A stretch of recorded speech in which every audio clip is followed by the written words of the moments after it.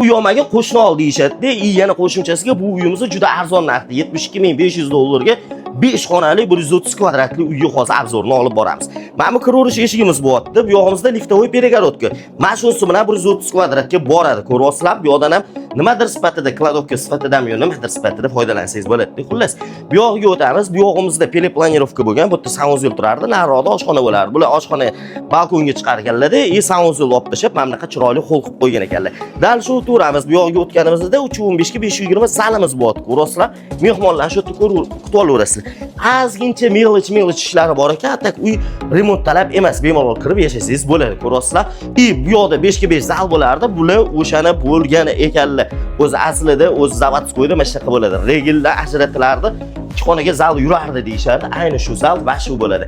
Dal shu o'tiramiz, bu yog'iga o'tganimizda esa detskiy va spalniy xonalarimiz bo'ladi. Bu yog'ini mana farzandliga bersangiz, ko'ryapsizlar, bo'ylar chiroyli, tomlaridan chakka o'tmagan 9 etajga dom 9-etaj bo'lishiga qaramasdan, bu yog'iga o'tamiz. Bu yog'imizda esa ko'ryapsizlar, bu yoqda ham chakka o'tmagan, remontlari tetik holatda.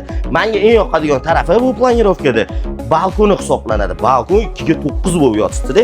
Endi mana qaranglar, bu yoqda oshxonani 2 ga 3 ga ajratganlar, ya'ni bo'lganlarda, bu yoqqa o'tganimizda esa takoy sportivniy zona, yoki gul boqishga joy qilib qoldirgan ekanlar.